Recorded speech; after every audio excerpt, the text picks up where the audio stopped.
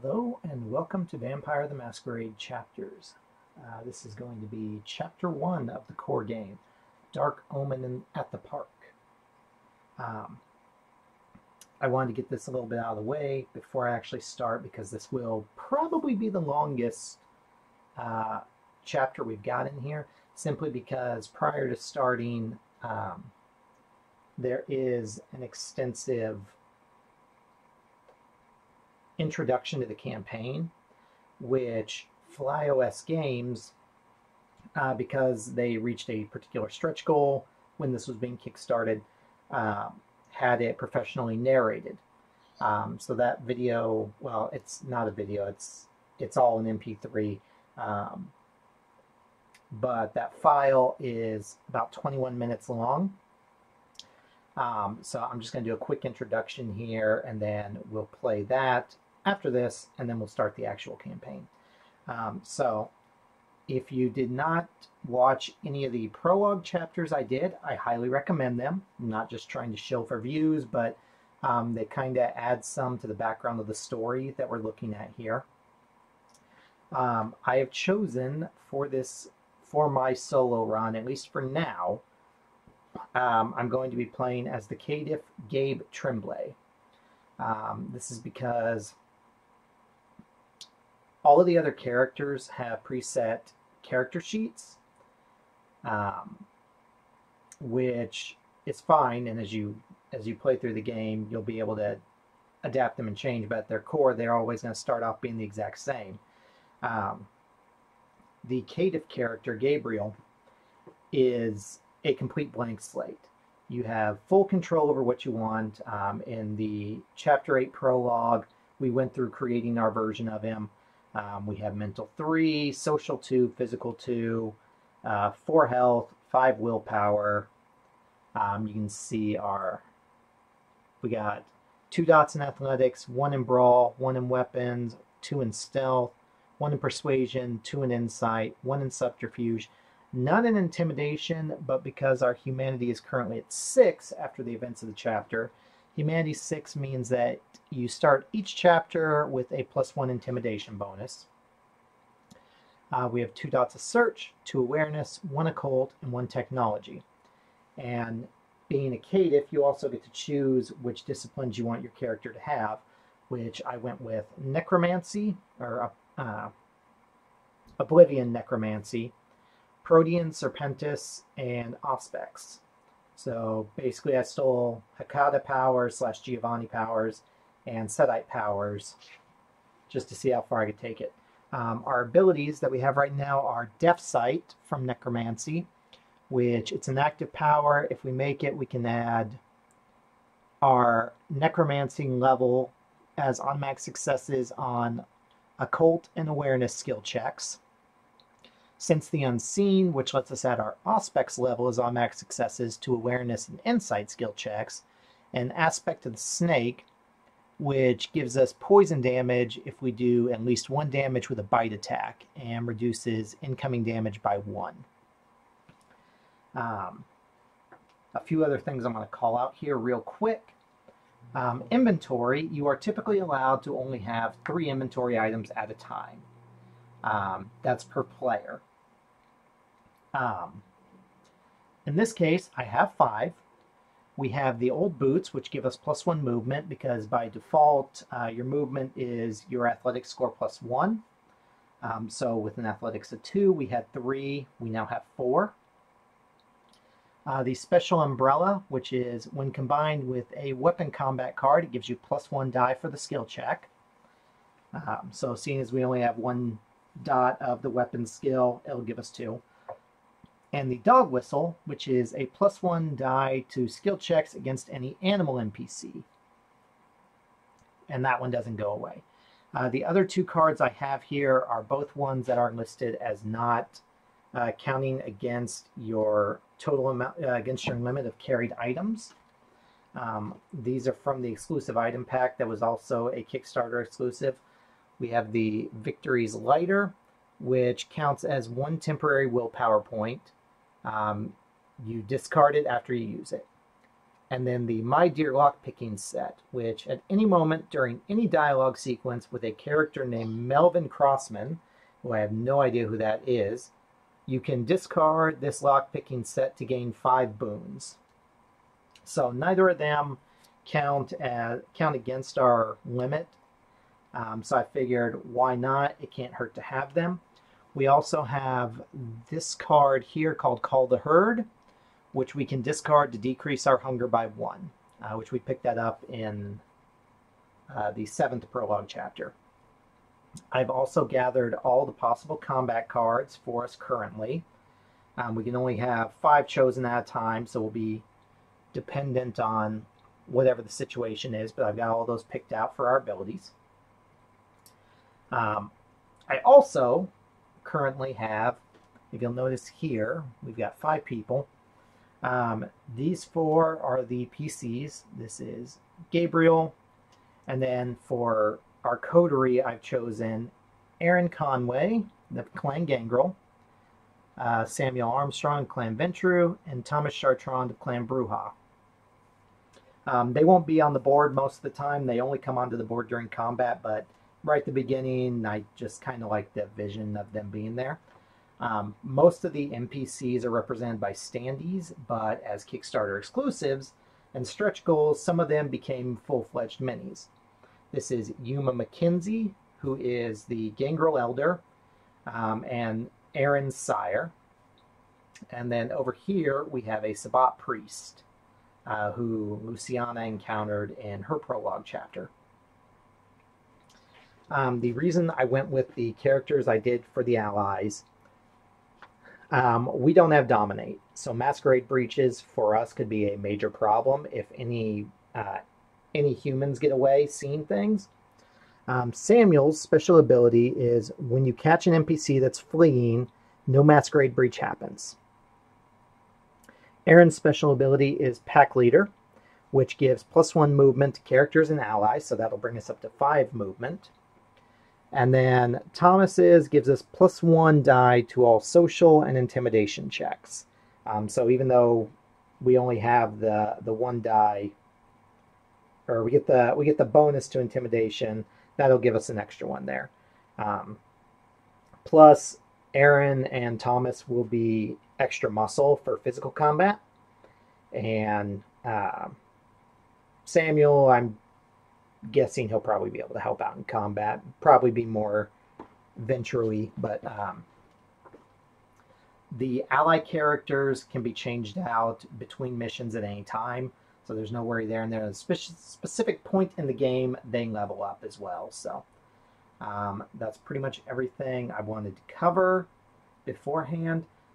So we will go ahead and I'm going to stop talking. We're going to play the campaign introduction, which I said is about 20 minutes. I think it's like 21.5 minutes or something. And then after that, I will be back with the full campaign. We'll see you soon. Bye. Betty looked over to Gabriel, and a slight smile formed on her lips as her hands caressed the steering wheel of the vehicle. Tonight's your big night, Gabe. I'm going to introduce you to some very influential people. Behave, and above all, avoid silly questions. The car drove through the streets, lit with the red and green of traffic lights.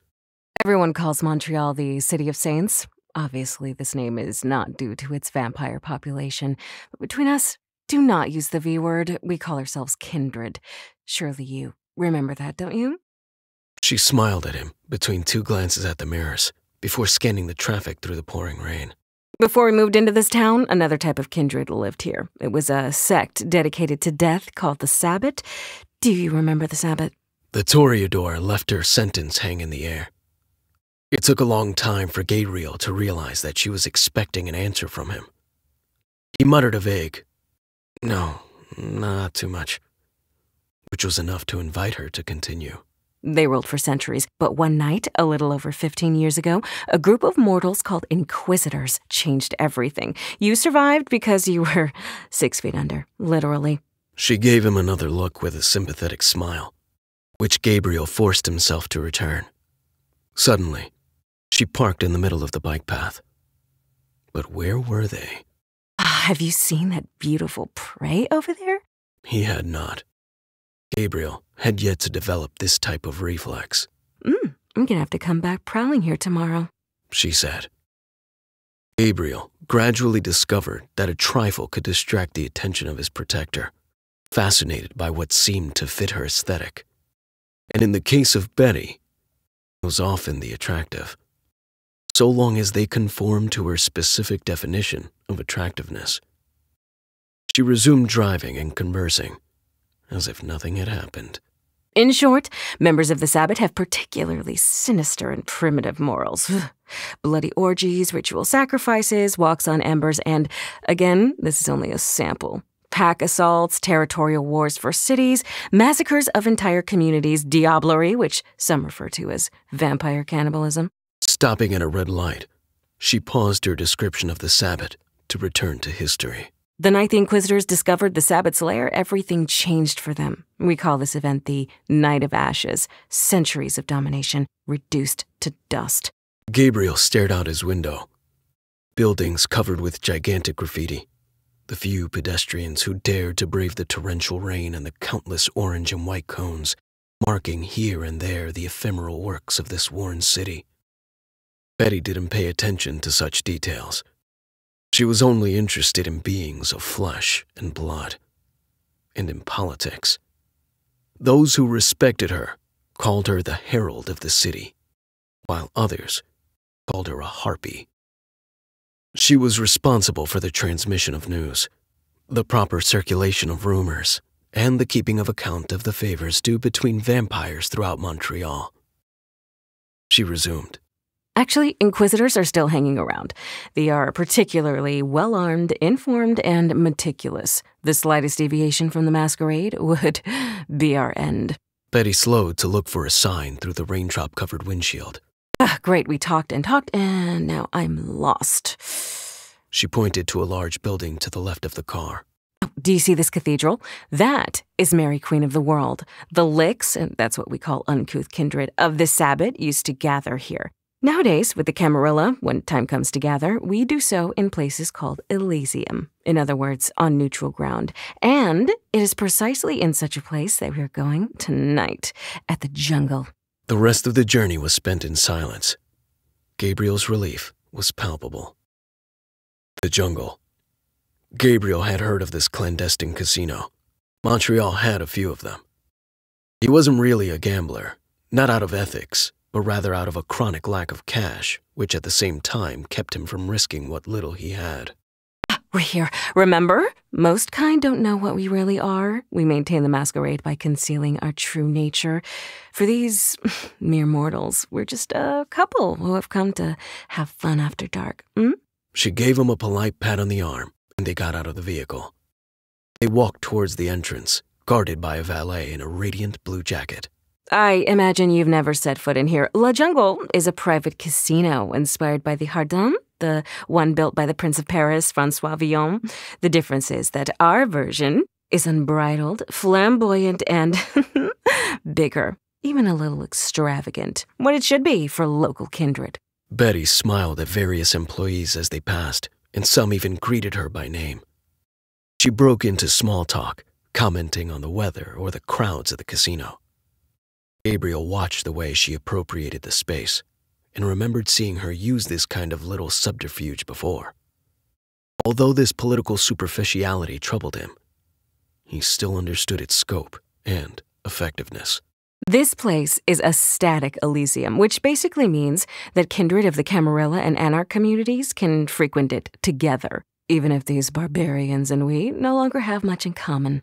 Though she spoke to him in a low voice, Gabriel could annoyingly hear every word clearly over the din of coins and the hubbub of players.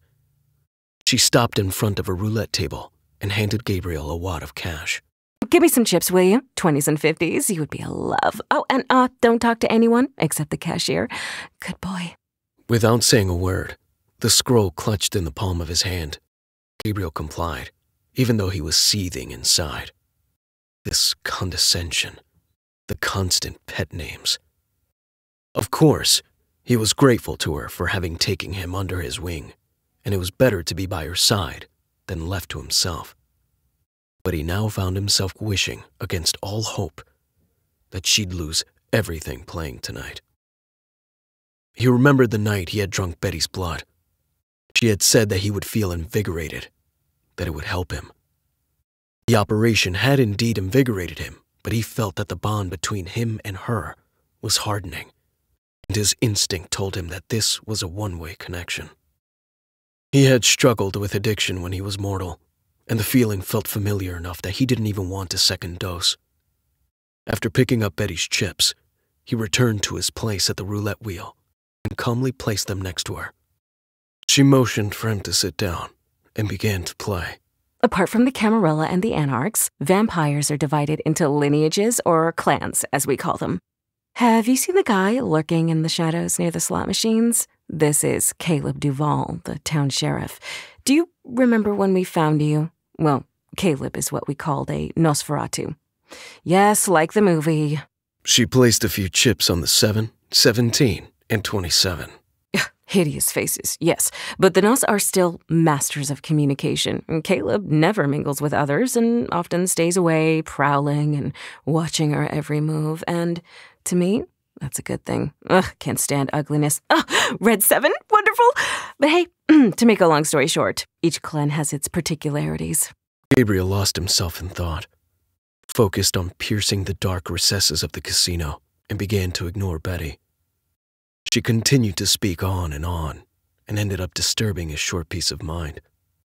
After a few moments, he muttered an, "Excuse me," and then slipped away to the bathroom.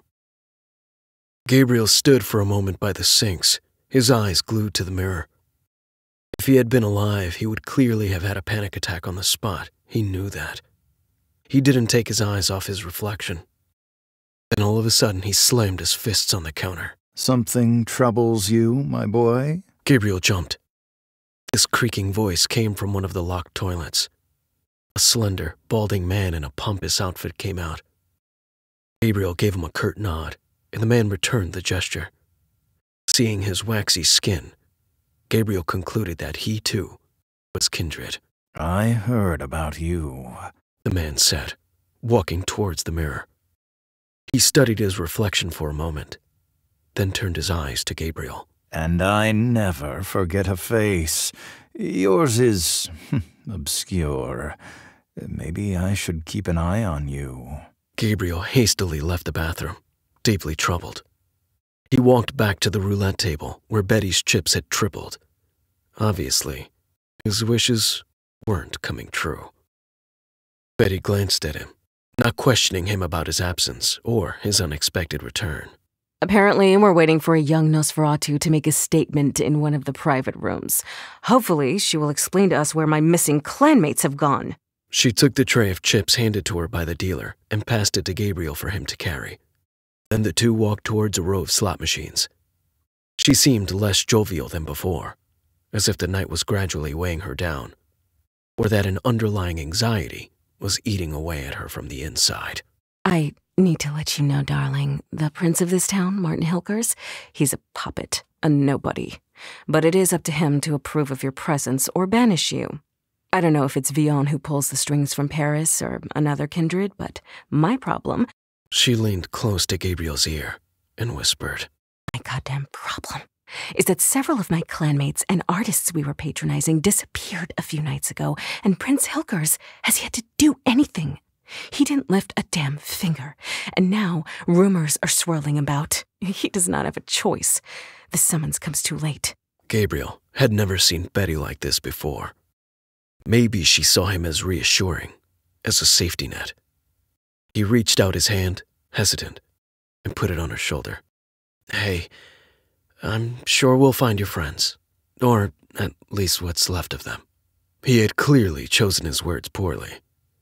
Betty walked out immediately to a blackjack table. After a short hesitation, he decided to follow suit. He had barely joined, and Betty was already seated and betting big. Once installed at his side, Gabriel tried his luck again. So, who do you think is behind it? She paused before picking up a handful of chips. Some people imagine that the Sabbat has decided to take back its territory and that its members have begun eliminating their most dangerous adversaries. She couldn't suppress a groan at the thought of it. Gabriel found this prospect disturbing. So, we've all been summoned to this Elysium to listen to this Nosferatu, Luciana Ricci. She says she has information. I will then introduce you as per tradition later in the evening. I'm sure it'll just be a formality. She flashed an artificial smile. Not that you are a mere formality in my eyes, sweetheart.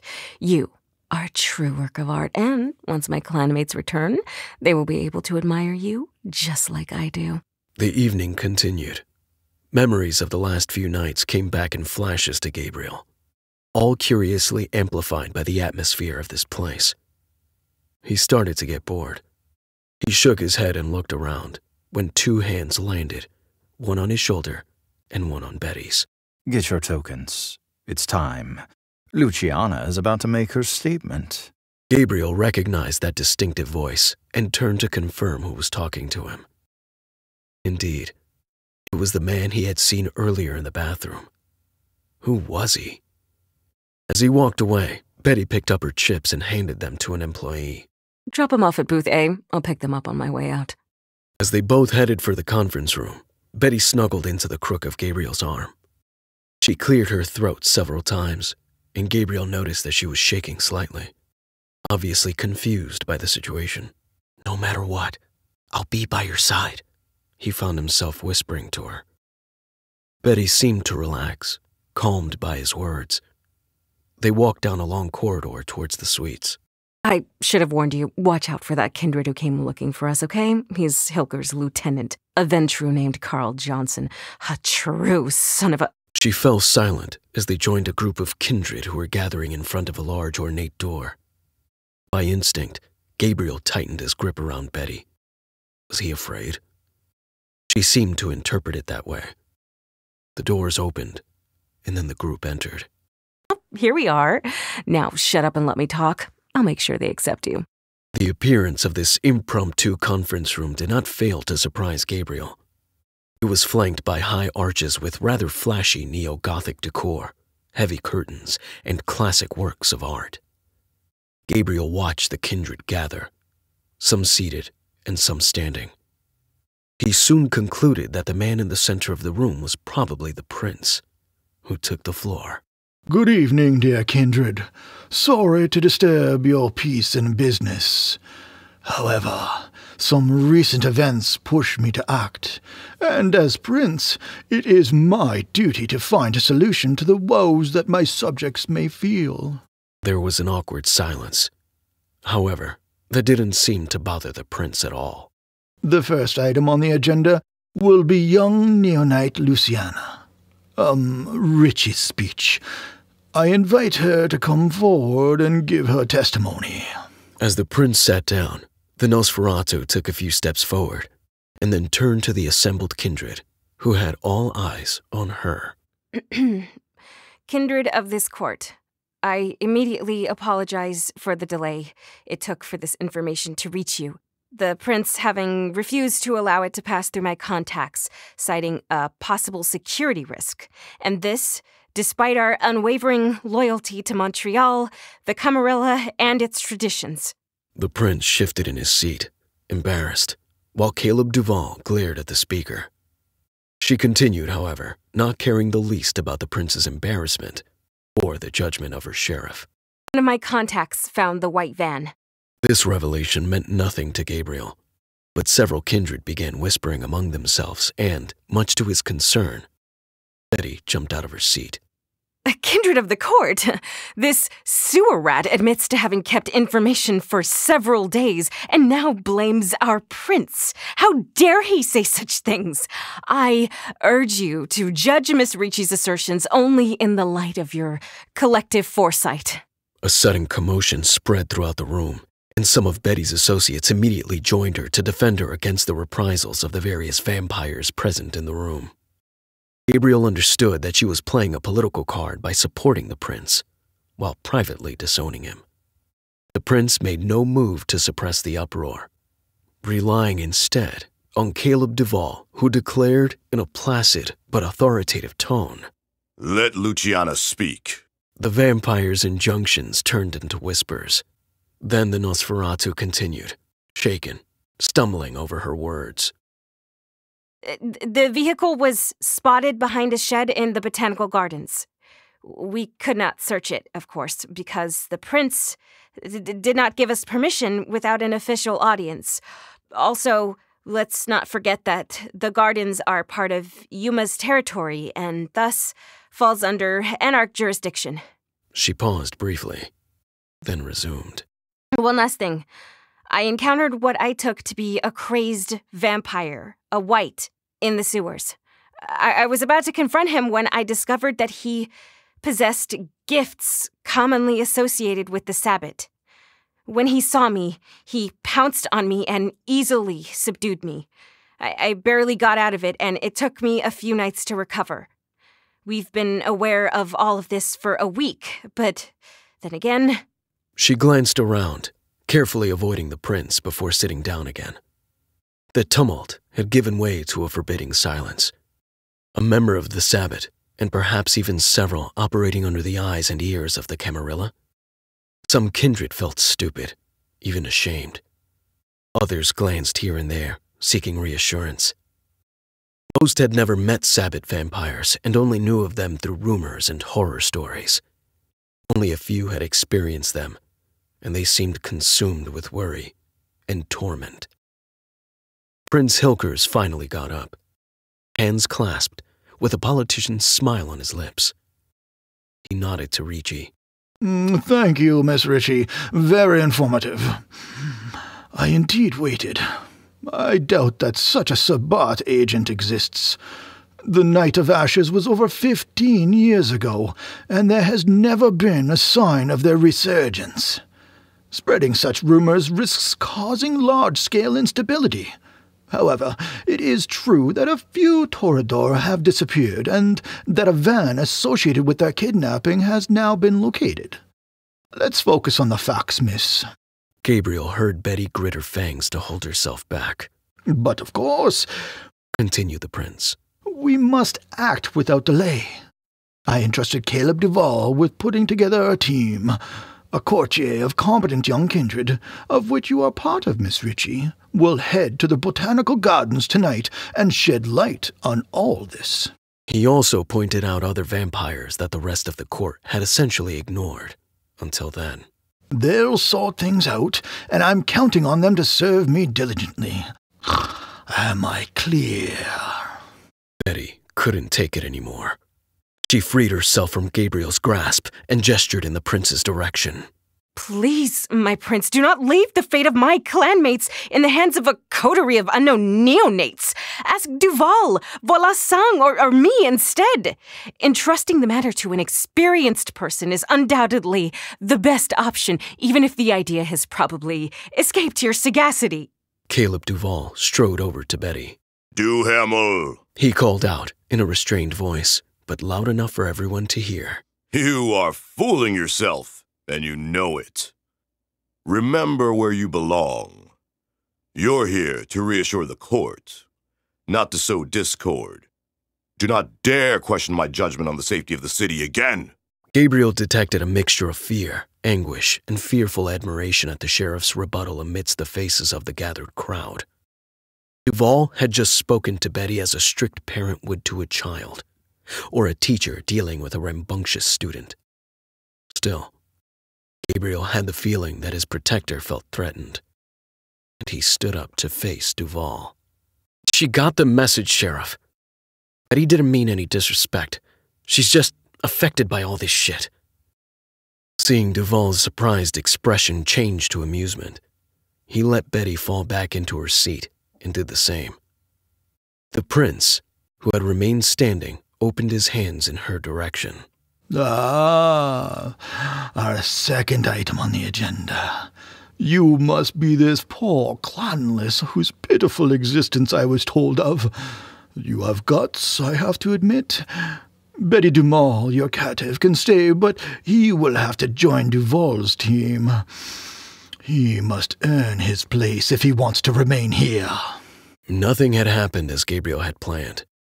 Seeing his dejected protector, he thought that she, too, must certainly not have expected this conclusion to pass. He examined the coterie presented by the prince. Its members were about to leave for the Botanical Gardens. Damn, what a ton of freaks, he grumbled, wondering how many of them could survive against a Sabbat vampire. Memories relating to the sect surged back to him, and he didn't like the odds if this coterie was to tangle with these demons. Coterie, of which he was now also a member of. All right, and welcome back to Chapter 1, Dark Omen at the Park. I do kind of enjoy the irony that we're playing as Gabriel, as he was just very adamant that he was glad that it was other people going to investigate this issue at the park and not him. So something that I did notice as well, as you can see, I've taken the other characters off the board for now. One thing I had not noted, in the rules, there are additional rules that you can do to make the game easier or harder. There's no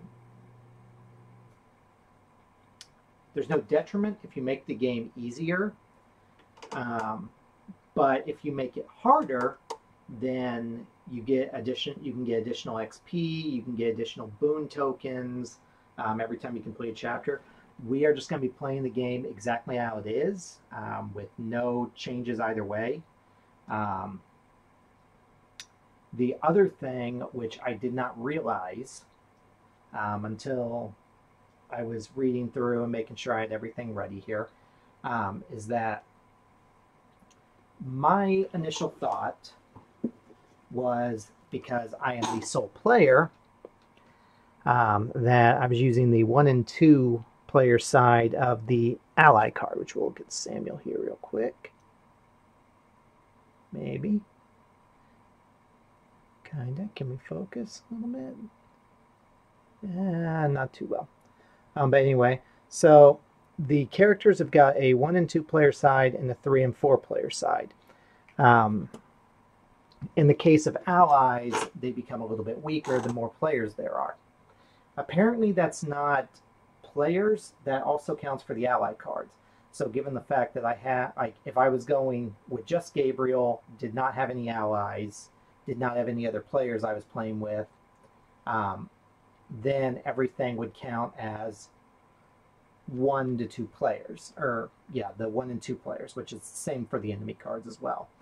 But it also determines like how much health they have and so on and so forth. Having a full coterie, even though 3 of the coterie members are NPCs, still makes it that I have to use the 3 and 4 player side of their statistics. So it's going to make the enemies a bit stronger. It's going to make my allies a little bit weaker. But it is what it is. Hopefully we won't have too much trouble there. So, without any further ado, let's get this already long video on the move. These recent late summer Montreal nights have been plagued with several, often brutal kidnappings of vampires linked to the art world. Witness reports indicate these kidnappings were the work of a group of hooded thugs whose methods are reminiscent of the Sabbat. Thing is, there's been no sightings of Sabbat activity in the city for more than a decade, ever since they were eliminated by the Inquisition and its mortal agents. This has the Camarilla in an uproar and has made the city's vampires nervous. The prince convened an exceptional Elysium to warn the city's kindred and give a semblance of leadership. A group of neonates picked from various clans, except for a single caitiff, was formed to address this situation. You're part of this group, either through nomination by someone else or by joining your own accord because you have a personal stake in this situation. Earlier this evening, Luciano Ricci, the Nosferatu in your group, spotted a truck in the Botanical Garden, the same one that witnesses associated with the kidnappings. You make your way there and reach Yuma's territory. He's the Gangrel Anarch leader and maintains a special tie to the Camarilla. Our objective is to deal with the Sabbat group in the park, and we are going to read Event 1. Also, for anyone who thinks they might just watch me play through, if you're thinking about getting this game and you watch my videos and you like them, definitely consider getting it. I am going to do my best going through this, but there are things that I am not going to see because of choices of characters and such. And obviously decisions made will change some outcomes as well. But like, I know I had seen this this chapter played in its demo state, and there is a special dialogue that you can get right at the beginning of this chapter, specifically if someone in your group is playing as Erin, like an actual human is playing as Erin of Clan Gangrel. Just having her as an ally doesn't count, because Yuma, who is our NPC right there that we're talking to, is her sire. So there's special dialogue there if she's present as a player character. So keep in mind, you know, when they say that there's a lot of replayability here, there's a ton of replayability. There's like, I think there's like 47 chapters, not counting the 8 prologue chapters for the core game characters. Each of the expansion characters have 2 prologue chapters of their own, which come in later. And then there is, I think there's 4 different side stories that have their own books of chapters. There's like 60-something different chapter books for the entire game.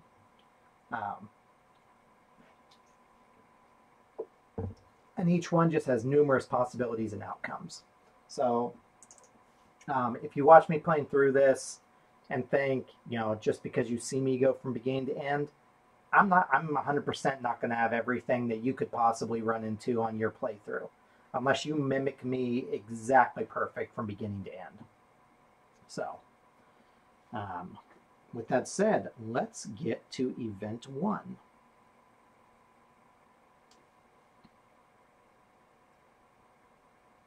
You followed the details of the kidnapping stories, and it reeks of the Sabbat. You've taken the liberty of doing your own investigation, not caring about the risks it entails. You've tailed the van through the city and identified a scarred vampire leading a bunch of kind, most likely ghouls. You followed it tonight to the Botanical Garden. Clearly outnumbered, you thought it prudent to collect the sheriff, who sent the rest of the special coterie the prince put together. Oh, so this event is from Luciana's perspective. They're arriving now, but they're not alone. From another section of the garden, Yuma, the local anarch leader, is making his way towards the van. He's going to mess this all up. But then he stops. He seems livid, and all he does is scan his surroundings frantically. That seems to be very out of character for him. You decide to talk to him. Read Yuma McKenzie, Dialogue D1. Gangrel leader. Yuma, the gangrel in charge of this territory, stands outside of a shouting, strangely clad individual. It's the Sabbat vampire you've been chasing. His shouts are directed towards a bunch of ghouls, humans and dogs who were fed vampire blood, turning them into bound servants. Based on what you can see from this distance, the group seems to be digging up corpses from the park. As you get closer to Yuma, he looks at you, nods, and turns towards the invaders with a grave look. It's his turf, so why isn't he doing anything? His apparent hesitation doesn't fit with the rage he exudes. Something's wrong here. Time for you to step in. Our dialogue choices are: greet him and try to reason with him, which is a social plus persuasion check, difficulty 2, which we've got 1 automatic success there. Observe him silently, which is a social plus insight check, difficulty 2. So we automatically get that. Ignore him and head directly for the Sabbat vampire. Or, as I mentioned previously, if you are playing Aaron Conway, read dialogue 4. Let's observe him silently first. So we have no hunger, and we have 2 social dice to work with, but we automatically get 2 successes. So we have 3 successes. Read dialogue 3. He's scared of something. Your keen observation of Yuma helps you realize he's hiding something. There's something about the Sabbat vampire that bothers him. He's struggling with his emotions. He seems to feel intense rage.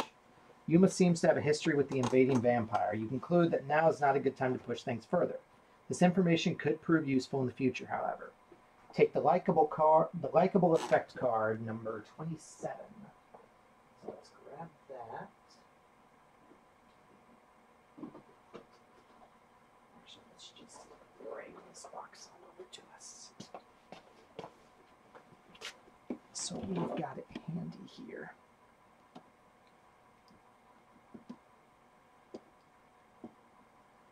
Likeable. Everyone's best friend. +1 success to your next persuasion check. Discard after use or at the end of the next chapter. So we got that.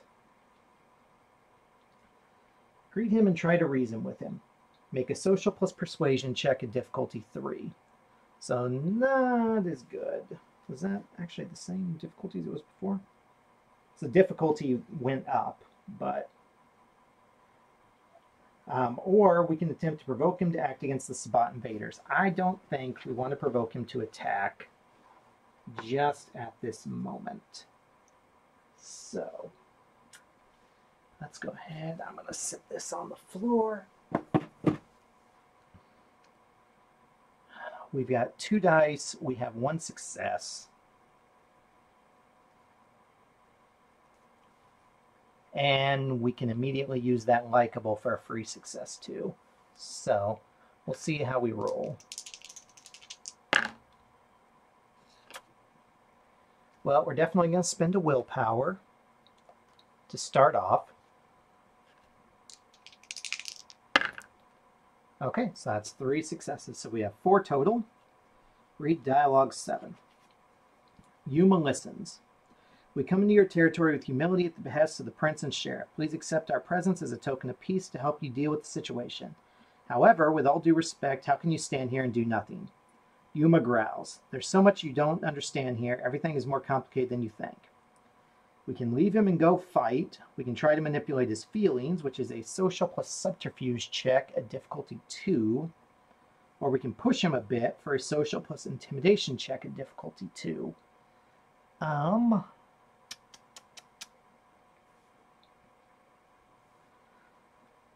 think what we might do is try to manipulate him. I think that's going to be the move. Because I don't want to push him to violence, especially if it might turn him against us. So social plus subterfuge, we already have one in subterfuge. So, we got our 2 successes. Read D16. Yuma versus the Sabbat. You're the leader here, sir. With all due respect, it feels as if you should be leading by example. Yuma growls. Fine, stop sucking up to me. I'll go tear those Sabbat shitheads to pieces, so follow me. Great, you've convinced them. Thing is, there's still quite a few kind in the area. Tell him to wait. Make a social plus persuasion check. Difficulty 2. Okay. All the social rolls for this one. All right. I like that. 5 successes. We killed that one. Dialogue 24. Before the fight. Whoa there. Shouldn't we clear the park first? You know, what with the masquerade and all? Yuma calms down a bit. Well, look who's all careful all of a sudden. Fine. Chase the kind away. And hurry. I'm not a patient man. He'll join you in the confrontation once you're ready. Remove the Yuma McKenzie NPC from the tile and read Event 13. So he's going to come down here to join them. Event 13.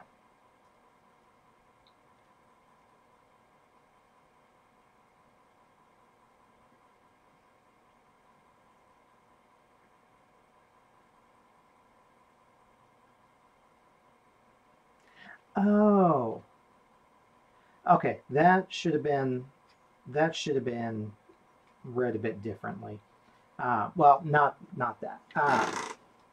So as I was getting to Event 13, what I just saw here is that even though the book tells you to read Event 1 when you start this, the first 8 events are actually specific to each player character.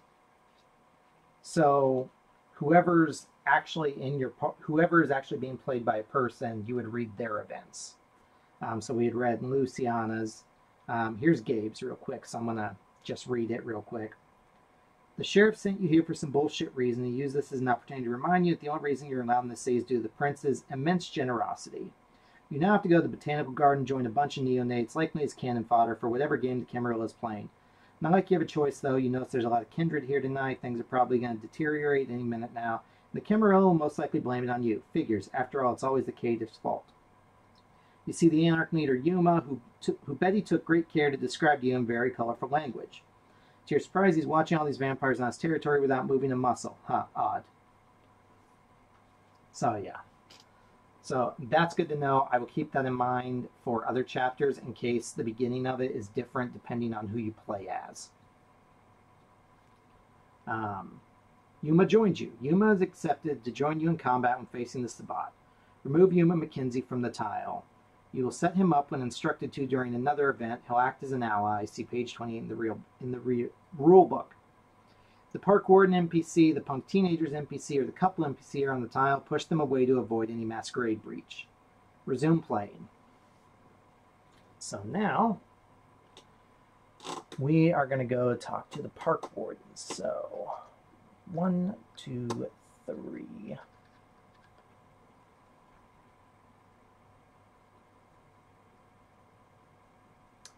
Park warden, page 59. Park warden is doing his evening rounds when you approach him. He's a man in his 50s with gray hair and a protruding stomach. He looks tired but smiles at you. Good evening. The park will soon close. What can I do for you? Engage in idle chit-chat. Pose as undercover detectives, which is a social plus subterfuge check at difficulty 3. Or, if you have animalism, create a diversion with a nearby stray dog. We do not have animalism. So,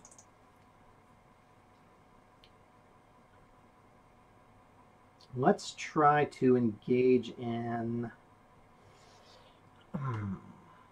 We've got 1 dot subterfuge.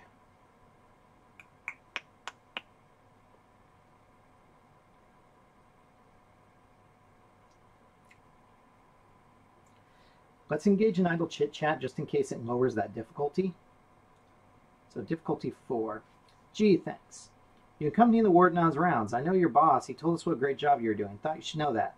Warden looks surprised and a bit confused. Oh, thank you, he says. I rarely get nice compliments, especially from park visitors, so that's nice of you. We can ask him about his job with dialogue 7, or take him aside to feed on him, which is a social plus subterfuge check. At difficulty 3, we aren't hungry at all, and we're not wounded. So with people around, that's most likely going to cause a masquerade breach, which you're going to try and avoid. So let's see D7.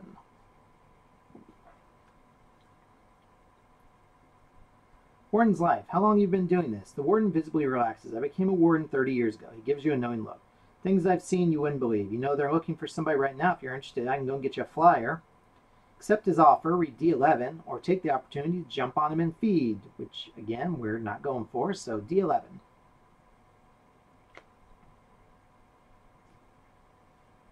The flyer. The warden's off to get a flyer. That should distract him for a while. Remove the park warden from the tile. Okay, so 1 down. So 1, 2, 3, 4, 5. And that is the Punk Teenagers, page 37. You spot a handful of young punks making small-time dope deals with someone wearing a hoodie. As you approach, the hood customer makes a run for it while the punks can't seem to decide what to make you. Their leader takes a menacing step towards you. The fuck are you? This is our turf, you costumed clowns. Bounce. Threaten them with bodily harm. Make a social plus intimidation check, difficulty 3. Pose as a rival gang. Make a social plus subterfuge check, difficulty 3. Or if you have the set of keys item card, give it to them so they'll leave. Well, we don't have that. So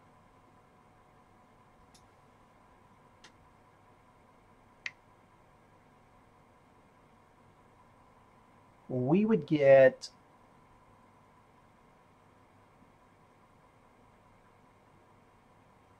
we'd get 4 dice to make for the intimidation check because of Thomas and our humanity. So let's go ahead and do that.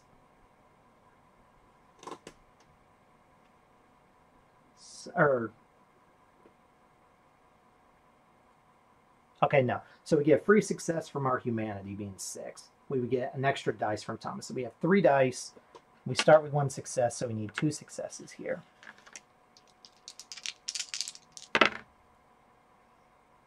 which we got 1. So we're going to spend a willpower. Okay, so we got 3.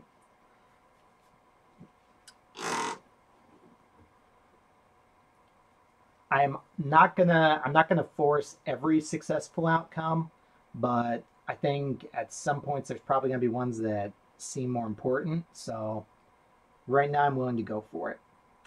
Success. Read D4. It's our turf now. We're taking over your territory, and there's nothing you can do about it, kids. Now do what we say before we start breaking fingers. The young punks get nervous when they realize they're dealing with a rival gang whose swagger is more believable than their own. You've got their attention for sure. Make them leave, read D12, or shake them down. Read D11. Let's go for D11, just in case they've got anything useful. So D11. Small favor. Time for a little classic shakedown. All right, kids, empty your pockets. They've got some dope, money, and one of them packs a pair of brass knuckles. You take both the dope and the knuckles. You chase them out of the park after. Take the brass knuckles item card and the bag of dope item card. Remove the punk teenager's NPC from the tile. So that's 2. And brass knuckles is number 3.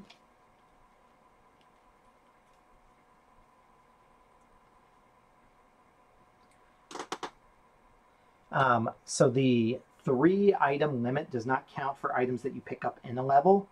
So we can have that as well. So that'll give us a bonus for Brawl, as the special umbrella will for weapon skills.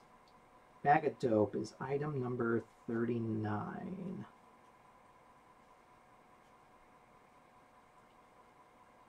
Bag of dope. Discard at the end of the chapter. So I guess we'll see if we come up with any good use for that. So let's go over here to this investigation and see what this is about. Investigation 1, the TP, page 103.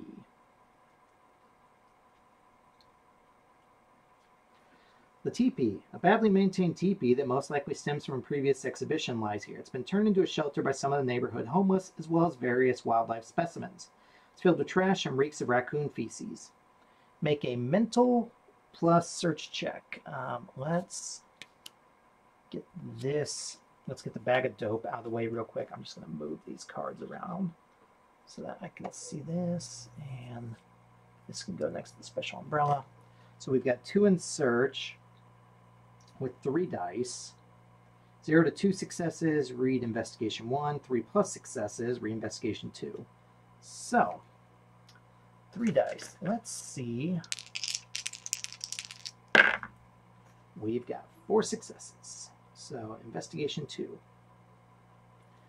Hot stuff coming through. As you discard various junk in containers of food and beverages, you find a partially hidden bottle of vodka with 2/3 of its contents. You also find a dirty, tattered plaid shirt you can use as a fuse. You start crafting. A few minutes later, you've got yourself a pretty decent Molotov cocktail. Take the Molotov cocktail item card, remove the investigation area token from the tile. So there goes that. Let's get the Molotov cocktail.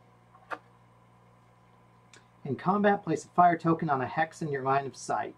This requires a rouse check to use. So put that there with the dog whistle. Resume playing. Okay, so now let's go talk to these guys. The couple.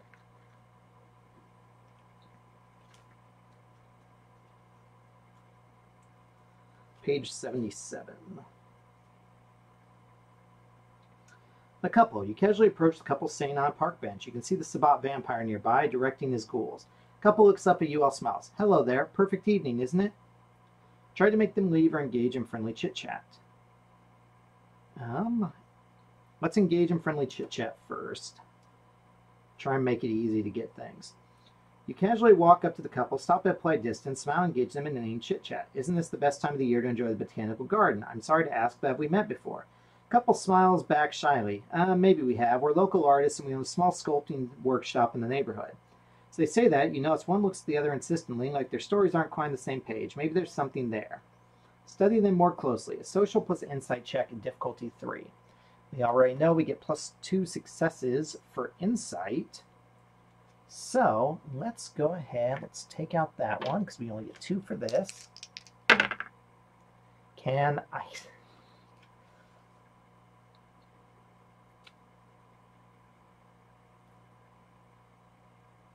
This is the last willpower I'm going to use for a skill check at this point. So, willpower does refresh at the beginning of every chapter. Okay, so we're going to fail that one. D5. Nah, false alert. You dig deeper into their body language and microexpressions. You even try to skim their surface thoughts. Humans are so easy to read. You don't spot anything out of the ordinary other than a general sense of uneasiness coming from them. They're clearly uncomfortable with you being there. Let's ask about the workshop. D9. It's tell them the park isn't safe or ask about the workshop. So let's see about D9. The workshop. Actually, the workshop's not open yet. It's more of a work in progress. We'd rather not say too much about it right now. They're clearly becoming vague on purpose, and it's becoming annoying. Insist on knowing the workshop's name. Read D16. Or asked to buy drugs as they're obviously pushers. Read D15. Let's go for D15.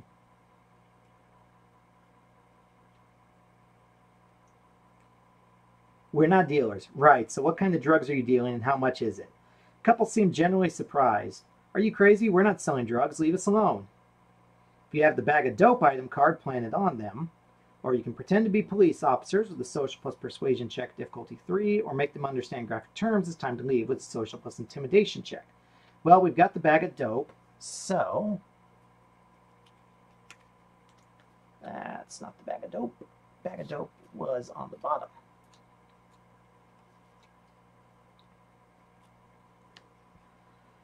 Read dialogue 19. Police. The couple watch as you mount the gate. They're clearly in deeper than they first thought. They decide to fully fess up. They explain they were paid by the Sabbat vampire to act as lookouts should any trouble come up. Then they take off running. Remove the couple NPC from the tile and resume playing. Alright. And get rid of the bag of dope. Think...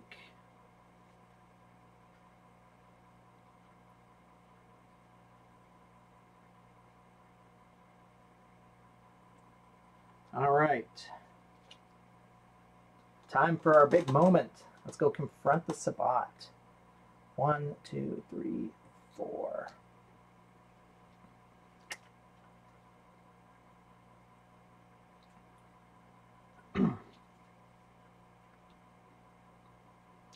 You're about to approach the group led by the Sabbat leader. From afar, you can see they're digging up corpses and dragging some of them back to the van.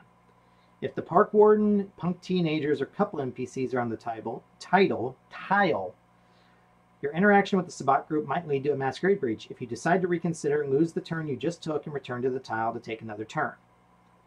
Or, time to face the leader of the Sabbat group. Read Event 16. We have taken care of all the possible witnesses, so Event 16.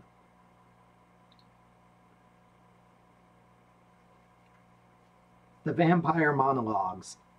The Sabbat vampire looks at you from his vantage point on a small hill. A series of what appear to be graves have been dug out, and bodies in various states of decay lie here and there. Several thugs and dogs can be found in the area with the mortal blood slaves dragging bodies into a van. You assume these people are ghouls. Vampire walks slowly in your direction, dragging what appears to be the corpse of a strangely clad kindred. There are clear signs he was the victim of diablerie, the unholy act of a vampire being drained to the point of losing their very souls by another one. The Sabbat leader drops the corpse dismissively. I expected the prince would send someone after me, but I'm a bit disappointed, honestly. He looks at each one of you for a few seconds before concluding that you're not actual threats. He gestures to a few of his ghouls, both human and canine. They get ready to attack you. Your corpses will send a fine message to the Camarilla, I think. He laughs loudly and leaves you to your fate. Remove the Sabbat priest NPC from the tile. You get ready to fight. Read Event 22. Combat in the Garden setup. Said all players, the Yuma McKenzie NPC, the Vicious Doberman. Okay, so I'm going to have to get those.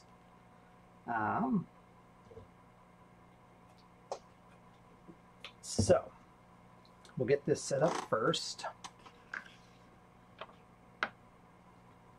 So, Yuma goes here. think. No, Yuma goes here.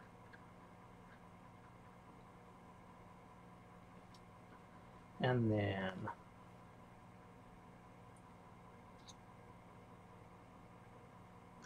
player character there. Player character there. Character there. And our Ventrue back here. And then let me, real quickly, we need Vicious Doberman, Enraged Pitbull, Old Vagrant, and Street Muscle. Enraged Pitbull goes here. The Vicious Doberman goes there. The Old Vagrant goes there. And the Muscle goes there. Lastly, just grab the Park Warden NPC, the Punk Teenagers NPC, or the Couple NPC are on the tiles. Things are about to get dirty. You must read Event 23, but they are not. Otherwise, read Event 24. Combat in the Gardens. Combat begins. The Yuma McKenzie NPC uses the Yuma McKenzie state card. So let me get these. Yuma.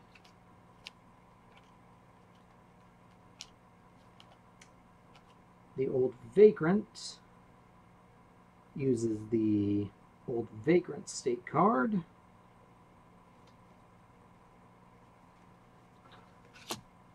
So actually, I guess we would probably move that. Street Muscle. Vicious Doberman. And Rabid Pitbull. And lastly, Yuma McKenzie.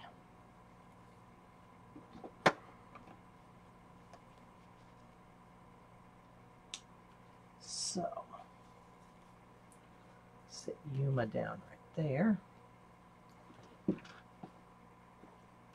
So, according to this, in a 4-person match, Yuma's initiative is 5.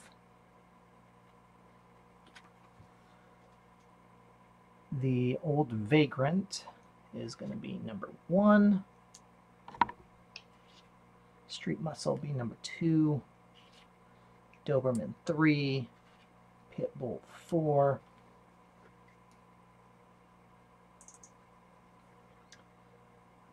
And the Vagrant goes on 2. The Muscle goes on 4. Doberman goes on 4. And Pitbull goes on 4.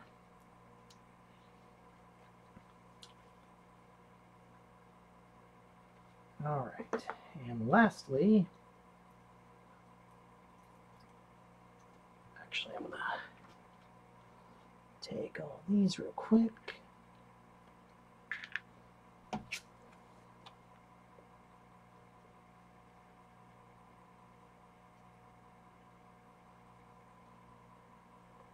Oh, damn. In a 4-player game, Samuel only gets 1 HP. Aaron has 3 HP. So does Thomas.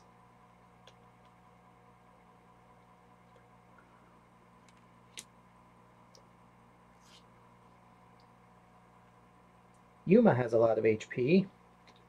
He's got like 10 HP.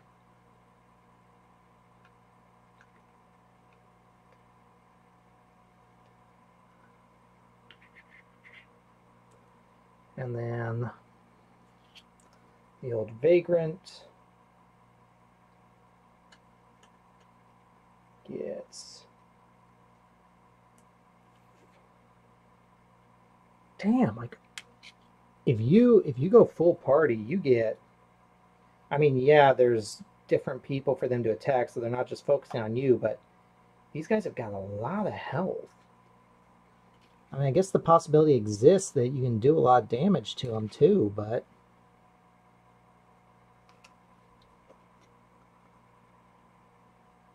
It's like the pit bull's got no resistance.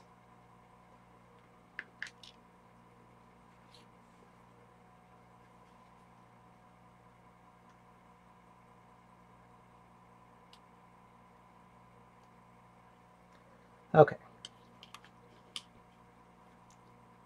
And the very last thing I'm going to need is our cards for combat. So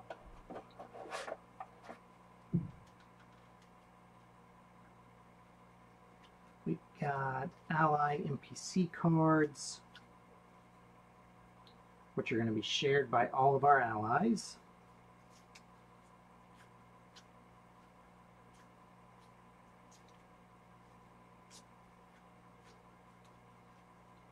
We have no vampire NPCs, correct?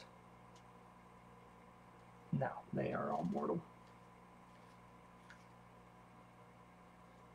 Actually, wait. Yeah, he gets to use the ally deck. Authority.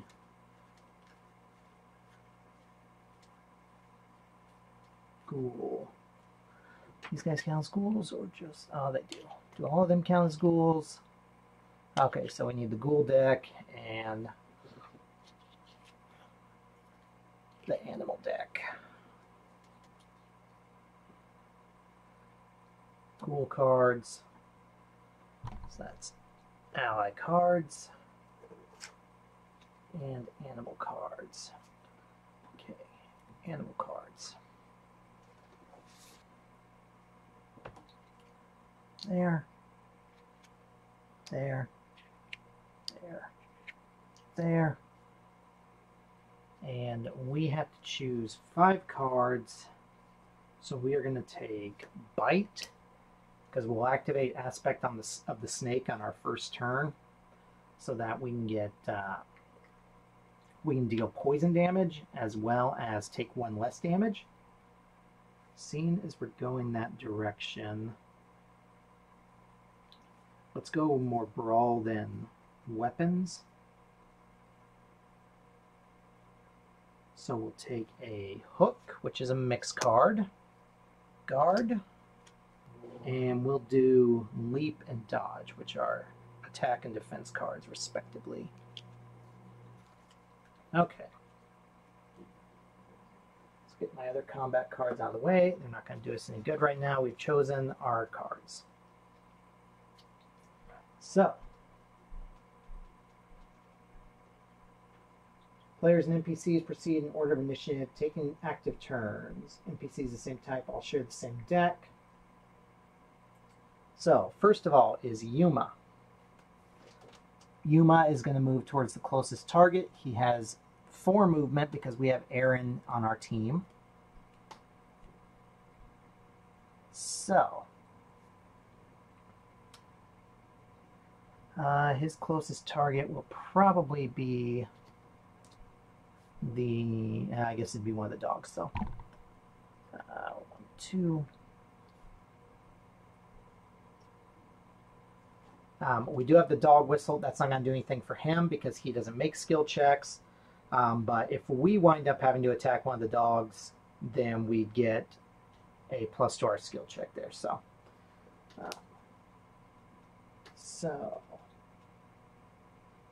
NPC reveal their combat cards. So we're going to take an ally card. And actually, I'm just going to, for this, I'm just going to go ahead and pull out each card and get them set up just so that they're all there.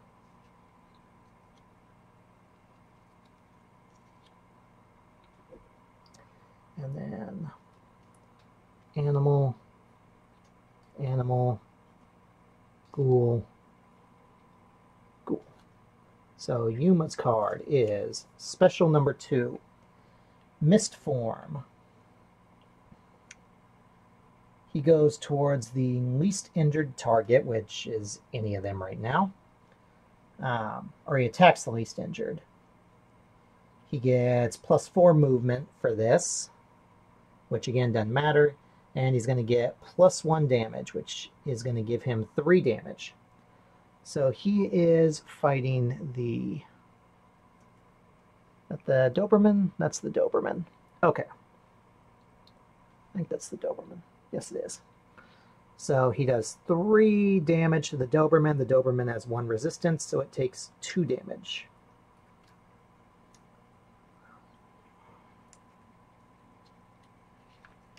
I am definitely going to need a bigger spot for this, is what I know now.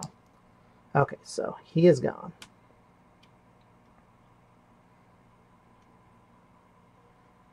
So, next up, we're just going to go ahead and... Alright, so we're just going to go from right to left. So, Erin's going to go. She has Bite, which is going to do +1. If I can do this without breaking everything. So it's going to give her 4 attack.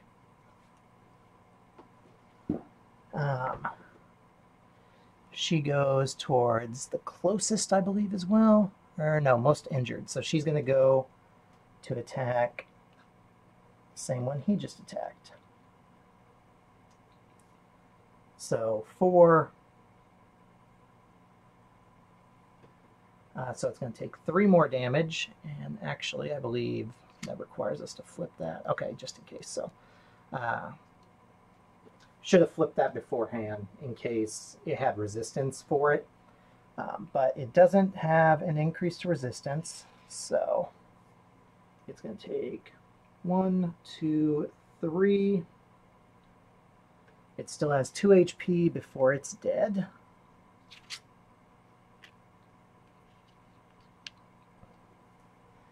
Okay, so that's her turn. Next is going to be number 2, which is Street Muscle. He goes towards the most injured, which there isn't one yet. So he's going to go towards Erin since she's closest. And he has a kick. Oh no, it says his is going to go towards the attack will go towards the highest initiative. So he's going to try and get over there. He's got 3 movement. So he was here. 1, 2, 3. So the highest initiative he can reach is going to be Erin. So I guess that's not going to change anything. So he does 4 damage, which she has 2 resistance, and we know she's not gaining extra resistance, so she takes 2 damage. Erin has 1 more hit point left. Being neonates sucks, apparently. Okay, so that's him. 3 is the pit bull, or the Doberman, which is going to go the closest. It's doing a charge attack, which is +2 damage, -1 initiative. It has 3 attacks, so it's going to do 5 damage, but its initiative is going to go down by 1.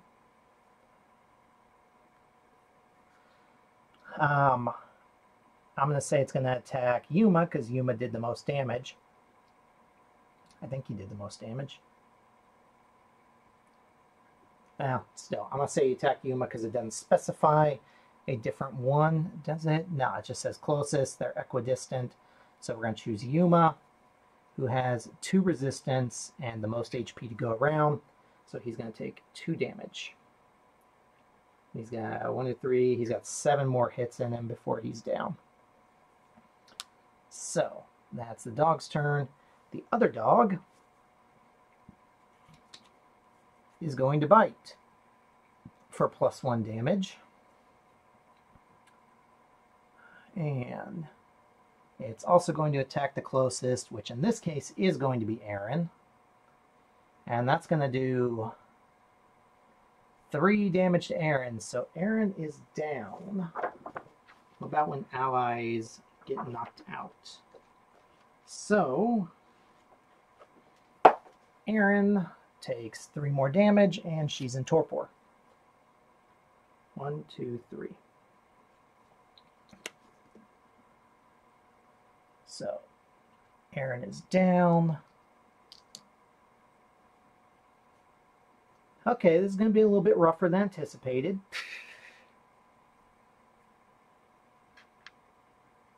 And she is out of the turn order.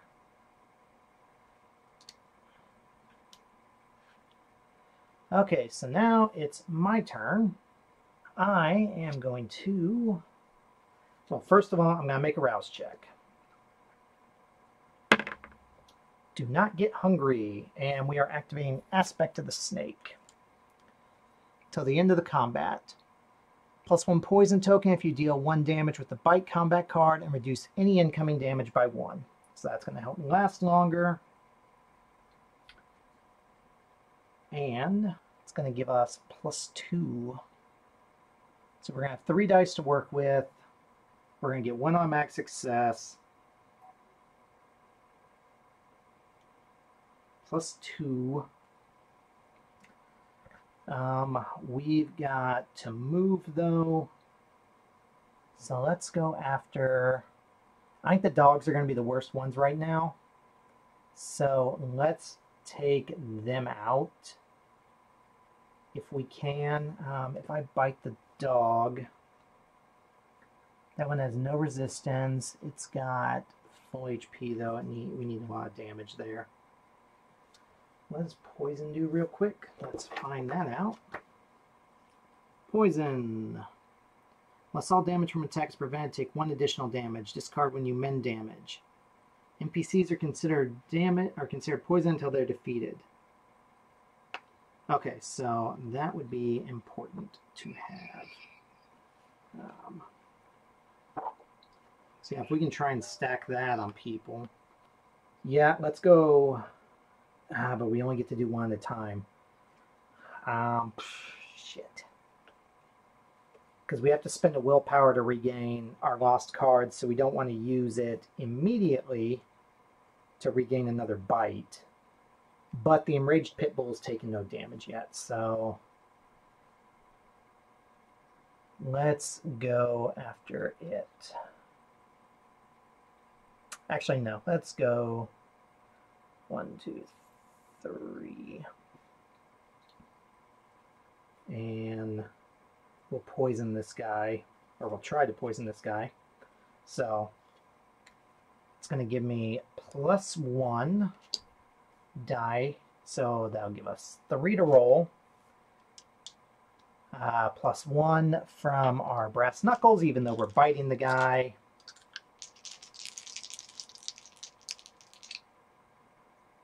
Oh yeah, if I do go for the dog though, I'll get +1 against it as well.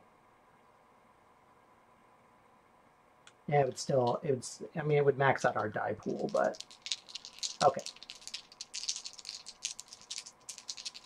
So we're gonna bite him for 1, 2, 3, 4 damage.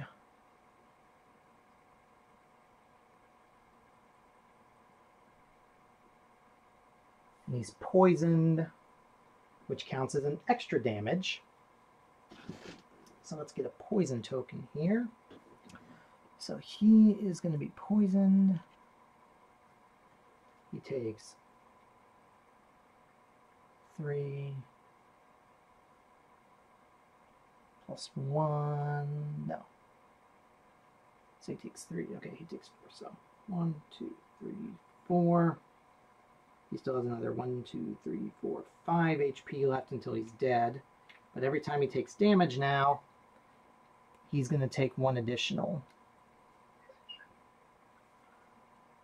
Okay. So that was my turn. Thomas is going to punch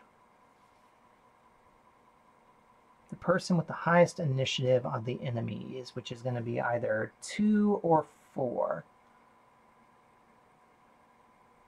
Let's go for 2.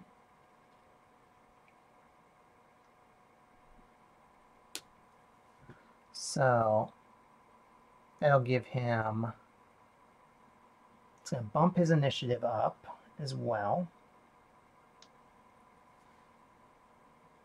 And he's going to do 2 damage, which one's going to get resisted, but we're also going to get the poison damage, so it's basically going to be a wash for that resistance.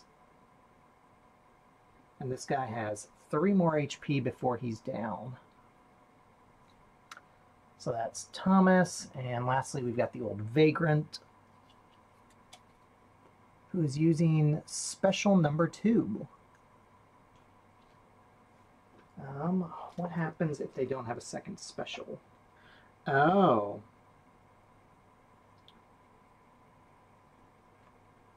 Apparently if we attack enemies from behind, you also get 1 extra damage.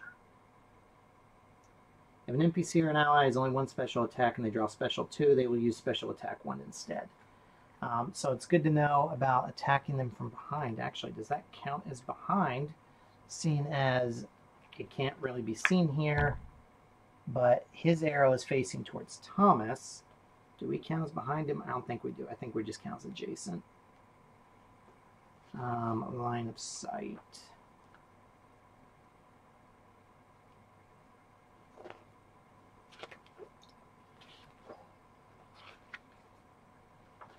Because that would be 1 more damage, which would be super helpful. Because this is not going well. Nope, we are adjacent. We are not behind him. Okay. So he's going to use his special attack, Shove It. Powerful shoved hit. Attack, plus 2 damage, minus 1 initiative. At the closest.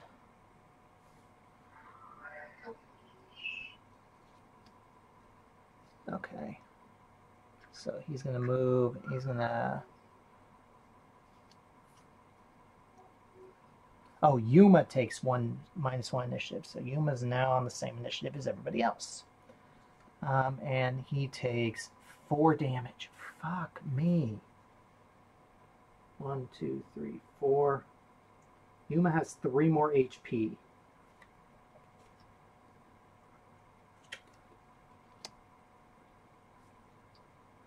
Okay. I hope Samuel can do something more. Okay, so Samuel's card is going to be a punch, which is going to give him plus 1 initiative. And he does 1 damage to the closest person. And he's got 4 movement. Or 3 movement, because he only has 2. We still get the bonus from Aaron, I think. Do they provide their bonuses in Torpor? Maybe not. They removed from the current chapter, so he only has 2 movement.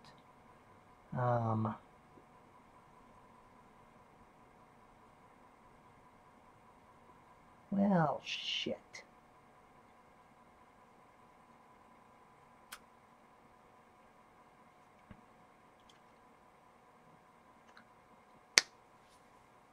Well, this is going to suck. Okay.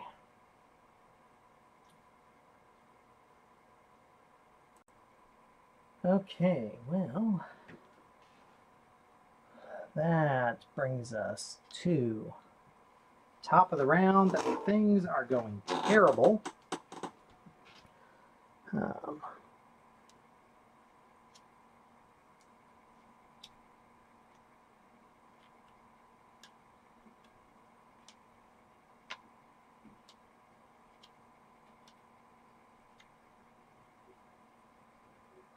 I mean, let's be honest. Things are going terrible.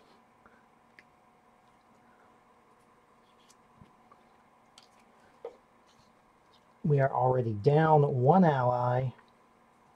We're almost down another ally. One has not yet managed to attack.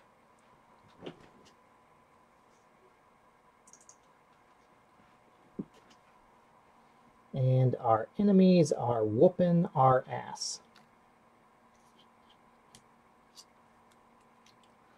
Although I'll admit, if I had realized that bit about getting extra damage by attacking from behind, definitely would have exploited that fact. But is what it is. So we are going to, we're just gonna. So it says that you're not supposed to flip the card until it's whichever respective character's turn. But I feel like that's kind of counterproductive, given that, like, if I attack the Vicious Doberman, I have to flip his card, whether it's his turn or not, to determine if he's defending, and if he gets like a boost on his defense. So I think I'm just gonna play the cards up as they get drawn.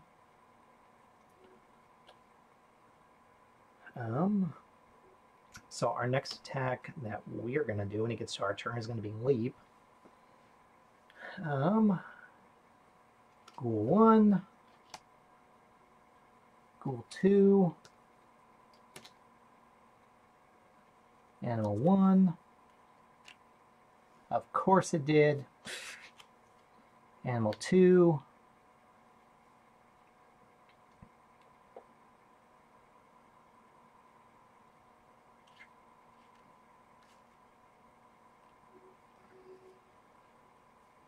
And then our allies. Yuma goes first, then Thomas, then Samuel. Okay, well. Are we ready? Yuma is first. He has Special 1, Alpha Rush. Attack the most injured, lunge him with wolf form at the enemy's throat. Gets +2 movement, bringing him up to 5, and does +2 damage, so 4 damage total. Most injured right now is the Vicious Doberman, which I'm glad for, because I think that was about to be an issue. So, does 4 damage to it. It has 2 health. It has 1 resistance. So, it is dead. Thank goodness. So, clear it off. And number 3 is no longer on the board.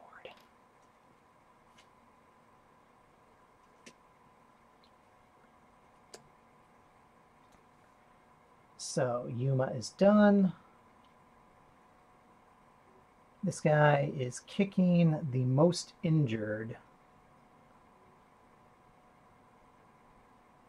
So the most injured would be Yuma.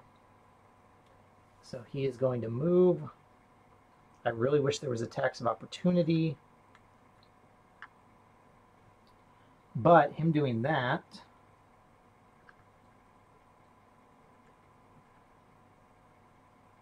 is going to give us a lot of opportunity to beat the fuck out of him. So he does 4 attack. Yuma's got 2 resistance, so 1, 2. Yuma has 1 more HP left. Awesome. Not going great, but we got 1 of them off the table.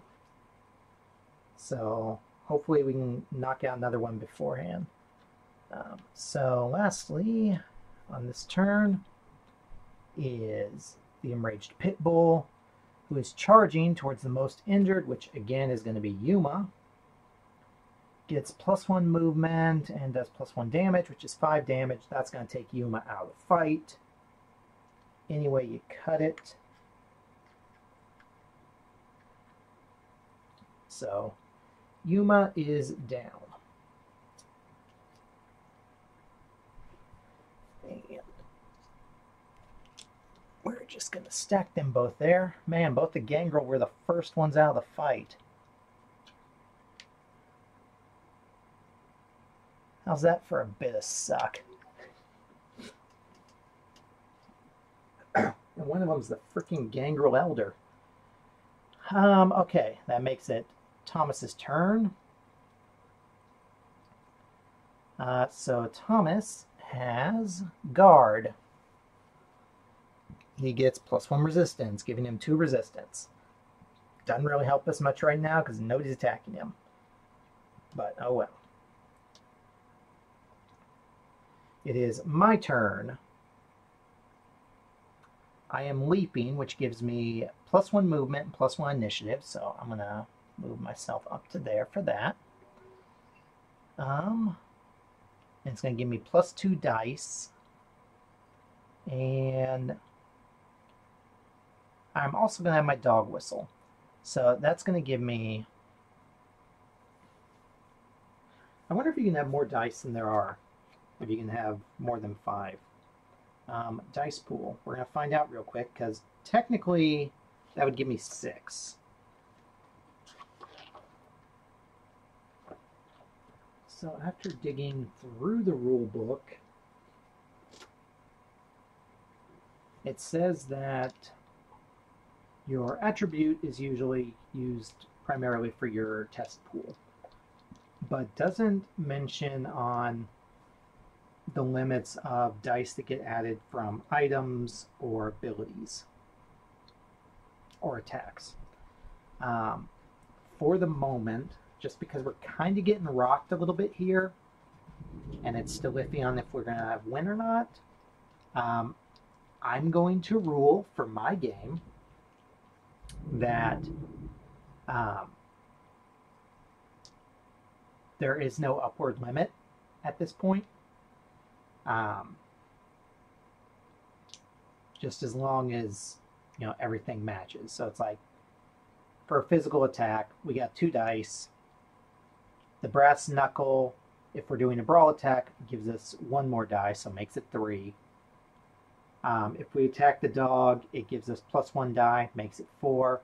Because of our leap attack being an attack card, it gives us 2 more for 6. For the moment, I'm going to rule that.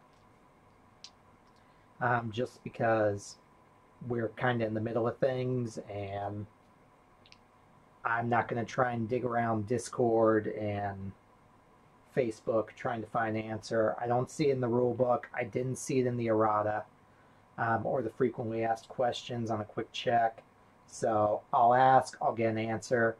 I will have that answer at the beginning of the next chapter. But for this one, we are going to go with the assumption that I can boost myself up past 5 for this. So let's grab these. We still aren't hungry.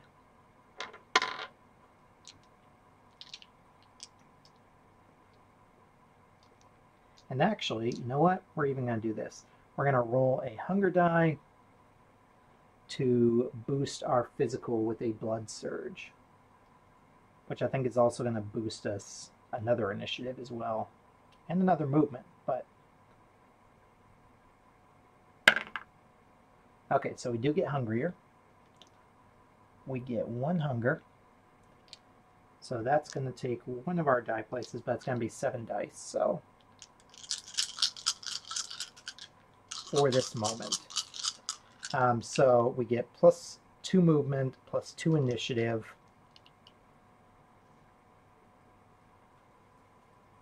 Because of the blood surge and our leaping ability that we're using. So we are going to go behind this dog to attack it. Because, as I said, that I read in the rule book, if you attack from behind, it does 1 additional damage that resistance doesn't block. That dog doesn't have any resistance in general, but the extra damage will help, seeing as it's at full health. So we need a lot of successes here. Come on, big roll. 4.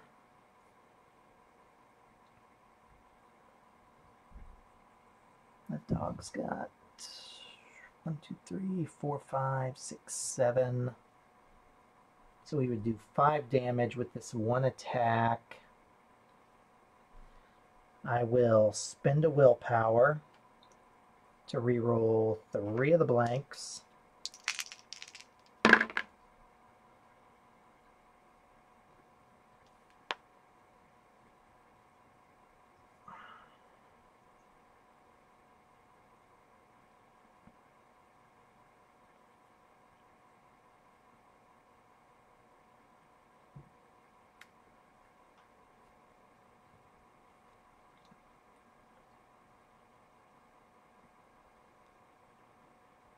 I'm going to spend 1 more willpower to reroll those last 3 blanks.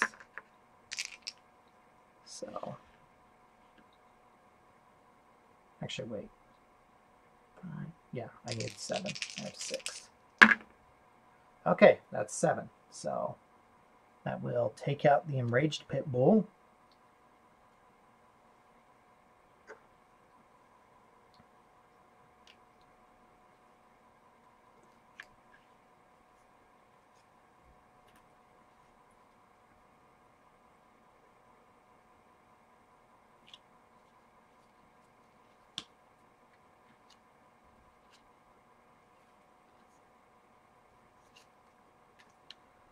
I put these in the wrong spots. I think these are... Okay, so these 3 are animal, which we don't have to worry about anymore.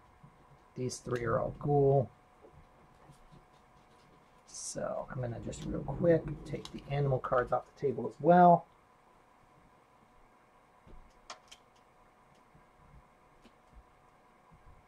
Okay. So that's his turn.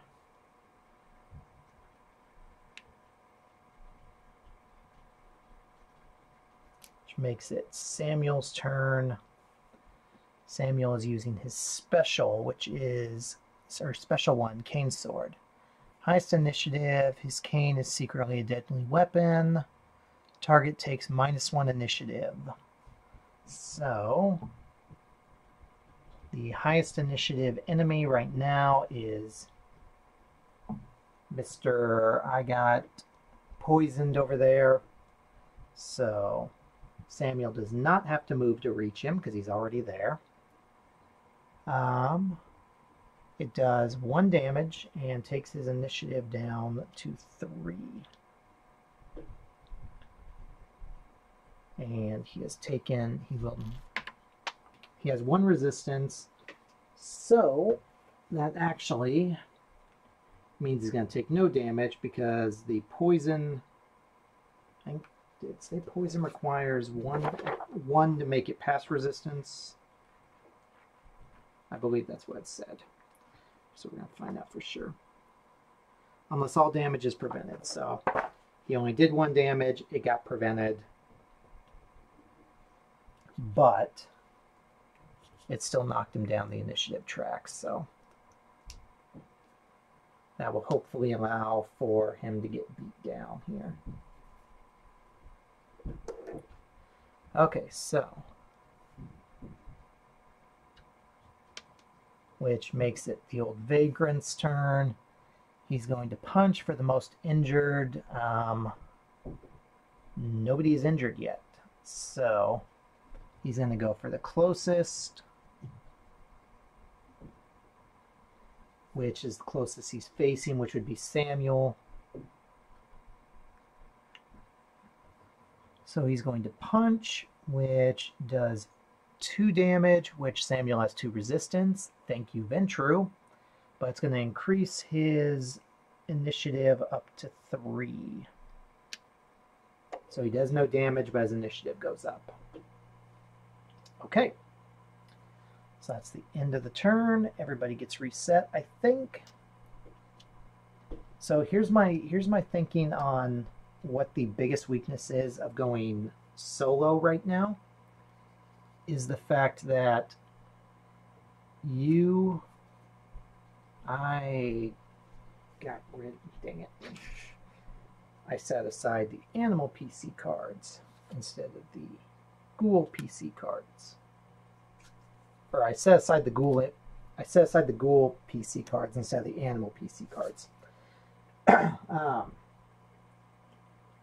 So I think the biggest weakness here is that your allies cannot heal themselves, whereas playing with other players, they can rouse the blood to heal, which I think could wind up being a big drawback later on as enemies get stronger, but we will have to see. Okay, so top of the round. So, oh, right. That goes there. That goes there. So my card is going to be, we're going to go with a hook.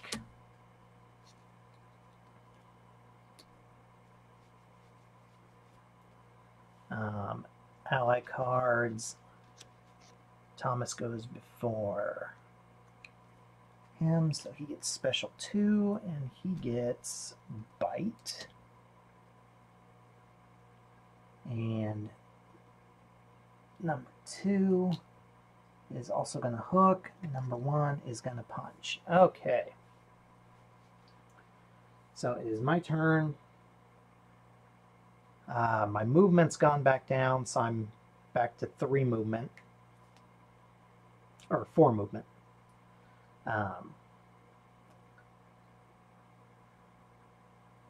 But we need to take out an enemy to get what we can. This guy's got 3 more HP left, so let's see if we can't take him out. So, 1. We're going to hook, which will be +1 to attack. So 2 to physical, 3. Okay, so 4 dice to roll. We get 2 automatic successes. Blood Surge is ended. Or we get 1 automatic success. But we also get free damage because we're attacking him from behind. So he has 1 resistance. He's gonna at least take 2 damage. Because we'll do 1 damage that's not blocked, which means the poison's gonna trigger. So that's gonna be 2 damage. Yeah. So as long as we get 1 more hit, this guy's dead. And we got that. So we do 4 damage. We needed 3 damage. So he is off the table. And he was number 2.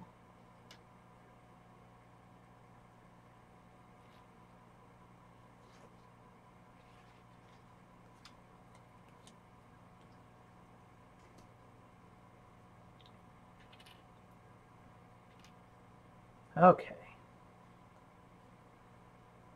So that's Gabe's turn. Thomas is doing special 2, which is knee break.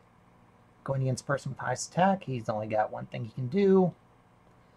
So he gets +2 movement. So that's going to give him 4 movement. He's going to get behind this guy to do knee break for the extra damage as well. So, +2 movement, +1 immobilized token. What does the immobilized token look like, and what is it going to do?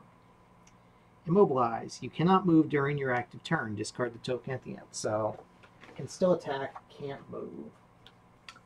So he's immobilized.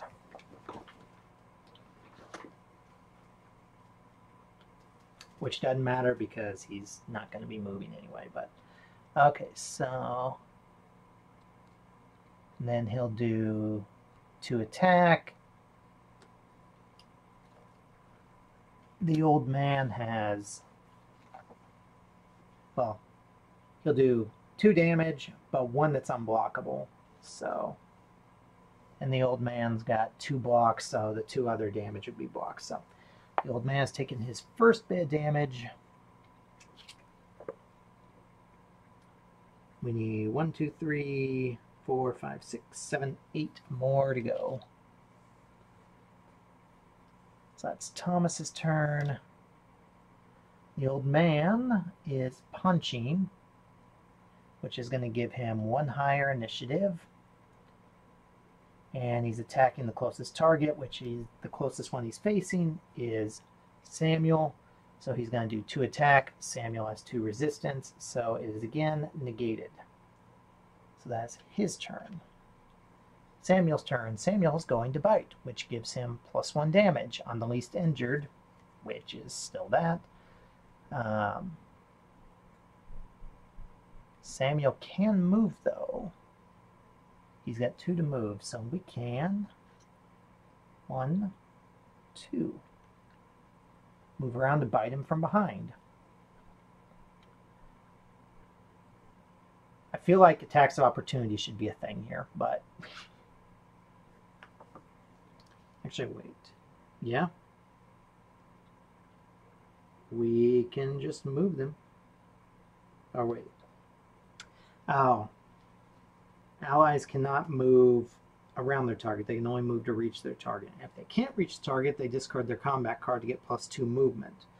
So Samuel would have moved earlier to get closer and all of that. So that's important to know. So only the player characters can actively move around a character. Okay. Well. So Samuel does 1 attack. So he would not have moved to get that. So he does 2 damage, which the old man negates. So he does no damage. Okay. So that's where we're at with that. The immobilized token goes away. Now that's the end of the turn. So we'll put that there.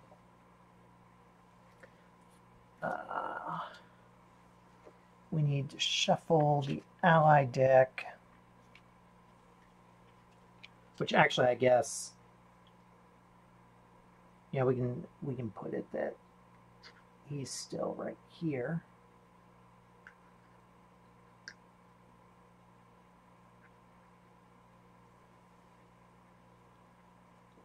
And we're gonna take back the old man's damage, because the only reason why he would have been damaged was me thinking that Thomas could move behind him for the extra point. But because we now know that they cannot do that, we're going to negate that. Thomas is going to be back where he was.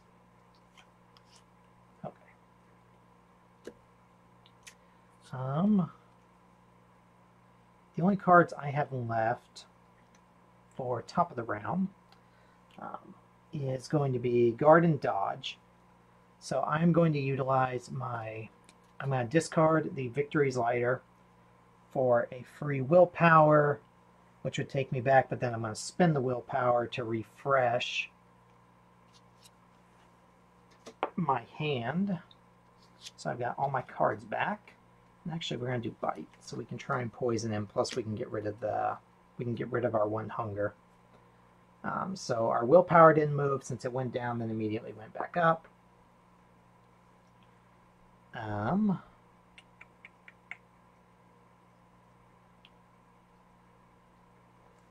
He is going to get the guard card, which is going to give him +1 resistance, so his resistance is going to be 3.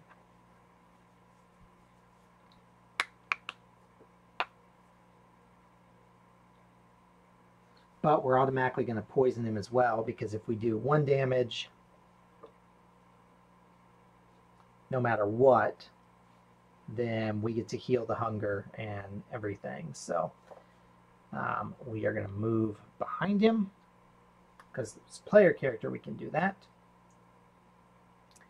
We've got 2, we've got 3, we've got 4. We get to, well, we know we're going to do 1 automatic damage. Oh, wait, right. We do currently have that, so. Oh, and they need their cards. He got bite. He got special 1. Okay, so we do 3 damage. We do 4 damage. He's going to block 3 of it. But we will do 1 damage, so we will lose our hunger. He will get poisoned.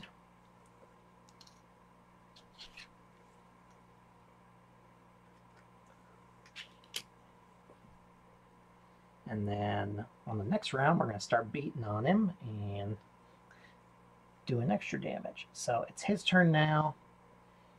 He got guard, so he's not going to attack. So it is Thomas's turn. Thomas got bite. So he's going to do 3 damage. And the old man's got 3 resistance right now, so he's going to take no damage. Which means it's going to be Samuel's turn. Samuel's going to do 1 damage.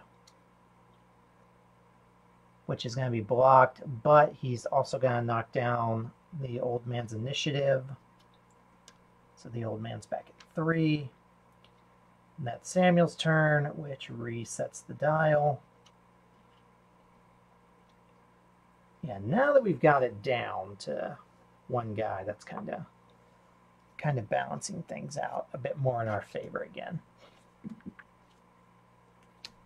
Okay, so he's poisoned. Top of the round. I'm going to use my leap.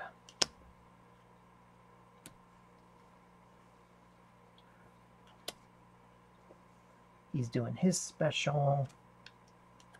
He's doing a guard. And he's doing a punch.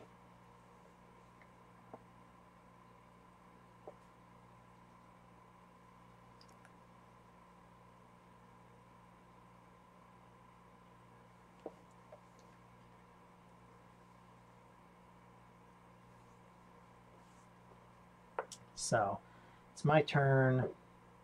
My leap means I get an extra movement and extra initiative. My initiative will go up. Movement's not so much going to matter because I'm not moving. I'm going to get +2 dice, +3 dice. We are no longer hungry. So right now we've got our dice pool of 5. We are going to do 2 damage automatically, 1 of which can't be blocked. Actually, we're going to do 3 damage automatically, 1 of which can't be blocked. Well, okay, well, we'll roll first. Just get everything away. Okay, so we do 1 damage that can't be blocked. We get 1 automatic success. So 3 damage. And then a 4th from poison. So 5 damage total. We are going to spend... We got enough for 1 other attack after this. No, we're not going to re-roll it. Just in case we have to refresh our hand 1 more time. I don't think combat's going to last that long, but... Alright, so 5 damage. He resists 2 of it. So he's going to take 3. 1, 2, 3. He still has 1, 2, 3, 4, 5 HP left. So that's my turn. Comes around to Thomas. Thomas is guarding, giving him 2 resistance. Come around to the old man. The old man is going to do a shove it on the closest target. I think Order of Operations says strongest enemy. I think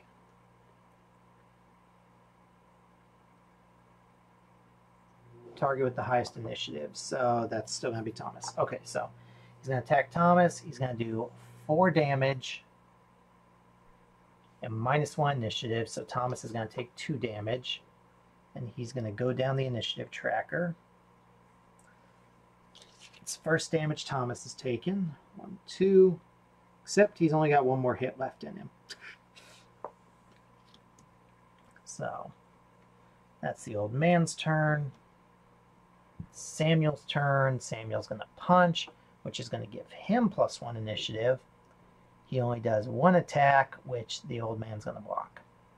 So that kind of sucks. Okay. There's that. There's that. And there's that.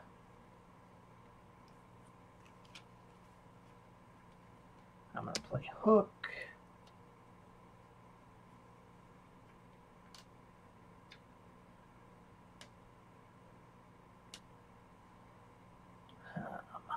So Samuel's going to go first for that one. The old man's going to do his special again. Thomas is going to bite. Okay, so my turn. We're on a hook, where I'm actually doing 2 damage that can't be soaked because of the poison and hitting him from behind. We're going to get +1 die, we're going to get +2 die, so we've got 4 dice this time to work with. And 1 automatic success, so basically we just need to roll 1 success and this guy's down. And we got 3 extra successes. So we do 6 damage when we needed 3. So he is down.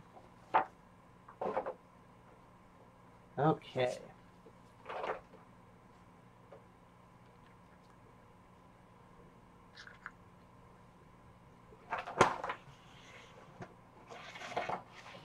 And a second. Everything's trying to fall apart on me. See that right there. Okay, if you win, read Event 25. Event 25, job's done. As you dispatch the last ghoul, you realize Sabbat Vampire and some of his remaining thugs use a distraction to load some of the dug-up corpses into the van and leave. Quick search of the area reveals a cell phone lying on a pile of dirt. You deduce it belonged to one of the ghouls, as you don't remember seeing it there beforehand. You pick up the phone, put it away. You then immediately leave the Botanical Garden. Better not overstay your welcome. Into Chapter 1. Read the conclusion on the back of the page.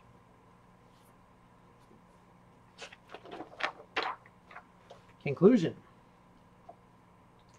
You've survived your first assignment. The Sabbat menace has been dealt with. You even got a mobile phone from one of the Sabbat ghouls. Good thing it isn't locked. You haven't succeeded in learning much about the Sabbat vampire, the vampire whose soul he drained, or the reason why he was digging up corpses in the Botanical Garden. As far as you know, the park's not some ancient cemetery, or is it? Regardless, based on Yuma's behavior, you suspect he knew more about the Sabbat than he let on, but you don't think he'd appreciate seeing your faces anytime soon. After a thorough search of the phone's content and SMS messages, you find a series of enigmatic text messages to and from one contact. Contact is only identified as a series of numbers and dots. Further research reveals their coordinates someplace in the south of the city. You look it up and it seems to be near the notorious Five Roses factory. You'd better head there next. Reward, gain 3 XP, and the We Did It effect card. You may now play Chapter 2, A Ghoul at the Flour Mill. Okay. We did it. You've won the battle, now on to the war. +1 die to your next skill check. Discard it when used or after the next chapter. So 2 of our 3 get discarded after the next level, correct? Yeah. Okay. Well, that took significantly longer than I expected, but we managed to survive. So good job us. Thank you so much for watching. I hope you are still enjoying it. We will see you back next time for Chapter 2, A Ghoul at the Flour Mill. Have a good one. Bye-bye.